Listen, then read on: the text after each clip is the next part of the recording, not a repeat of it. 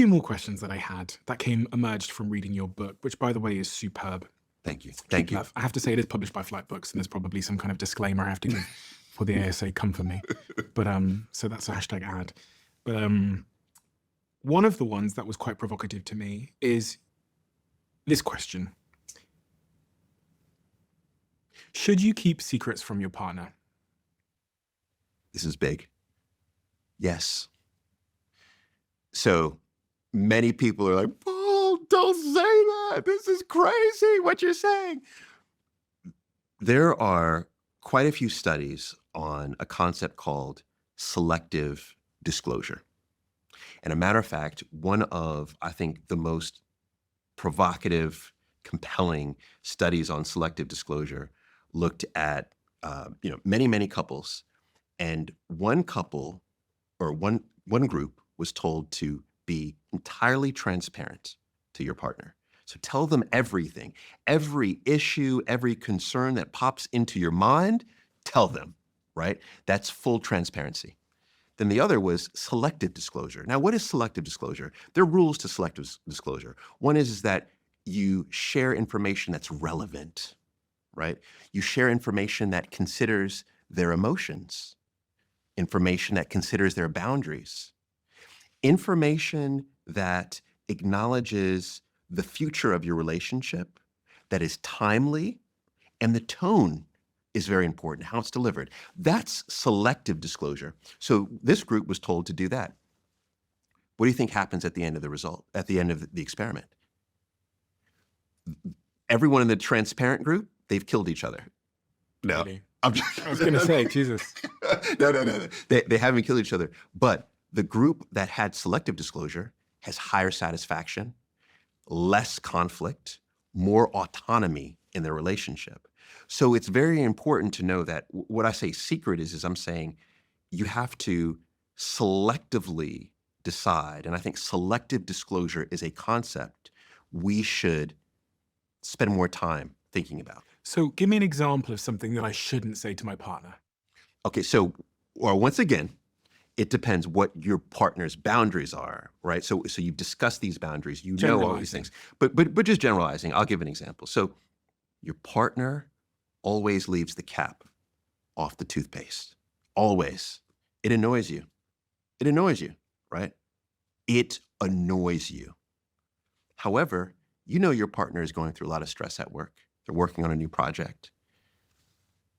Is it the right time to bring up the fact that the cap annoys you? Probably not. Probably not. Here's a juicier one.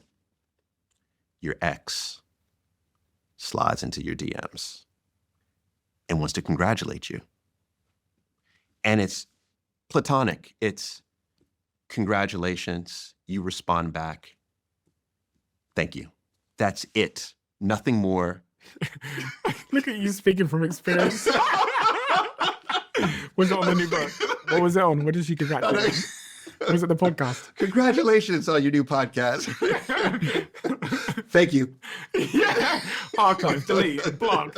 Right? It's like, thank you. Right? So, boom. You know your partner is working through trauma around jealousy. Do you run home and say, so-and-so sent me this message? Probably not, right? So selective disclosure means that you're taking into consideration the relevance of the information, their boundaries, their emotions, et cetera. Try it. It truly is a concept that I believe will help to increase satisfaction and lower conflict in your relationship. I think that's super important because a lot of the narrative is just never lie to your partner. And it's interesting because all of those things you've said have happened to me in my relationships before, where an ex slides into your DMs and I'm literally sat with my girlfriend and the ex is just saying, oh, love this or something. And you like almost panic because I'm like, I don't want to lie. Yes. But at the same time, what's the point in me stopping this moment to say something that's irrelevant and, interesting. Very, very interesting. It's an important insight. You're talking there about diminishing conflict, and I was recording some stuff over the weekend where I was thinking about relationships, and one of the things I've really come to believe over time is that the best predictor of a long-term relationship is how you are at conflict resolution. Yes. And there's this quote that I love that I've never forgotten that says, you can predict the long term health of a relationship by whether each cut heals to 99% or 101%. Mm, Does your conflict make you stronger? I love that. And in the big thing that I noticed in this relationship versus my previous relationships is there was this inbuilt natural conflict resolution system based on who we were as people. Okay. And I say that because, like, she doesn't want to shout, she doesn't want to scream, she wants to listen. I don't want to shout, I don't want to scream, I want to listen, which meant that from the first moment of conflict, we were able to resolve it and move on. Yes. Whereas in previous relationships, it was like two people that were just broken records trying to get their point across at the other person. Yes. Almost trying to win. Yeah. So one is, I love that quote. I love that. And what I've found, and I agree, our ability to, and I say, I'm careful with using the word management now opposed to resolve, given the research from the Gottmans around how 69% of these issues won't be resolved, but managing the conflict. There's two ways that we typically try to manage it. One is we try to win the argument. Mhm. That is the route that is always going to lead to a low level of satisfaction. The other route is to try to gain understanding about why your partner thought that. It's just simply, I just want to understand, right? Should you apologize? Absolutely. Should you always apologize? All right. So here's what the research shows. And this is, well, I will say this. When I was writing the book, I was writing a chapter on apologies. And I go to Jill and I say, Jill, how many times a month do you think I apologize to you? And she's like, you only apologize like every other month. So she's saying that I apologize about 6 times to her per year.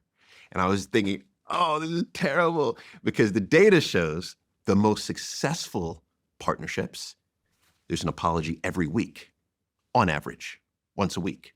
And what I realized in the trap that I fell into, and I think a lot of men fall into this, is the threshold in which we believe we should be apologizing. So something will happen in the relationship, and I'll think, what I need to apologize for that? It's just like, it is what it is. So for example, I mean, the trash is always a big issue in my household, right? So I'm supposed to take the rubbish out or take the trash out, and sometimes I forget, okay? I forget. I don't think it's apology worthy to forget to take it out, but I realize that's my threshold. But to my wife, that is there's World War III and there's not taking out the rubbish. So that's a major issue. So her threshold level is different. So part of what I learned in investigating this chapter is for us to be so in tune with our partner that we understand what their threshold is and we meet them at it. I had an incident in my relationship a couple of weeks back, maybe 5, 6 weeks ago, where I didn't want to apologize because I wasn't sorry. Like, because I didn't think I did anything wrong. Okay. And I think I am actually quite quick to apologize to my partner. I've apologized this week. I've probably apologized last week for something. But it was a really interesting moment. We were actually in like relationships counseling, therapy, or whatever. We've been since the start of our relationship Good. doing this. Good. We've been through like 3 different therapists, and I looked at the situation objectively and arrived at the conclusion that in the future I would not have done anything different. So I arrived at the conclusion that an apology would actually be disingenuous. Like I would be apologizing for something and probably setting a new standard in our relationship that I know I can't meet in the future. So I explained that and said, I don't want to apologize because I wouldn't mean it in this situation. Mm. And I wondered whether there's any merit in that. Like, does your apology genuinely have to be sincere, or are you just doing it just to keep the peace? You're doing it only when it's sincere, but how we're doing it is very important. So in the research that I found, only 50% of apologies are actually effective, right? What constitutes an effective apology? There's a system that I've created called ARC, okay? A, acknowledge. Acknowledge what happened. Yeah. So, for example, I am sorry that I interrupted you. Genuinely sorry, right? I'm sorry that I interrupted you. 2 is remorseful. And I apologize for the fact that you may feel undervalued or not listened to as a result. That's the remorse. And then the C is the commitment. And in the future, I'm going to try to, pay more attention when we're having these conversations so that I'm not interrupting you, right? So this is the kind of, what I call ARC method. But the idea is to make it effective is to acknowledge what happened, be remorseful for the emotional impact. That's the key, and that's where I wanted to come with yours. And then C is what's your commitment for the future. That makes it a comprehensive apology. So in your situation, perhaps what you did objectively, you would do in the future, but you are remorseful for how it made her feel. So I'll give you some context. I was basically working on something very, very important. I was going through it, and I told her previously, I'm going to be going through this thing. I need to be working on this thing. It's very, very important. She knew every single detail of this project I was working on. Okay. She knew the deadline. She knew the significance of it. Profound. And one thing I'd learned probably from doing this podcast and speaking to you was that assume people can't read your mind. Yes. So brief them. Yes. And like, if you're going to be a bit strange, if you're going to be a bit focused, let them know ahead of time. So I'd sat her down and said, listen, for this period of time here, I'm going to be a bit weird. And I'd asked her to lower her expectations on me. Okay. Which I think is a pretty like forward thinking thing to do. And within a short period of time, we had a disagreement, a moment of conflict, because while I was working on this thing, on the third bid for attention, I had seemingly ignored it, which caused this spiral. And I hate when you ignore me. And I'd said, listen, I told you, literally sat you down the night before and in the morning and had a conversation with you just to tell you what was going on and how I needed to focus on this thing. Yes. So I thought the reason why I didn't want to apologize was because I thought I did everything I thought I was supposed to do. Like I was like, I'd let the person know, told them exactly what was, let them in on it, let them know what was going on in my nervous system, let them know what was going on in my mind.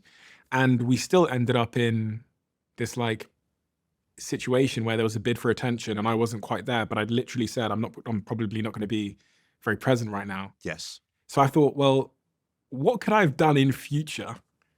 Well, like what more could I have done? Yep. In that situation? So I thought maybe I shouldn't be apologizing here because I actually don't know what commitment I can make to. So then do you just not apologize then? You just didn't apologize? So we were in therapy, we were in like the couples therapy thing. Okay. So I was telling the therapist this to see what their perspective was. And they didn't, I think they kind of sided with me. Really? I think they sided with me. And then my partner ended up apologizing, which is quite rare because I typically think that I should apologize. Oh my gosh. Okay. Well, so I may have a different take then. Okay, please.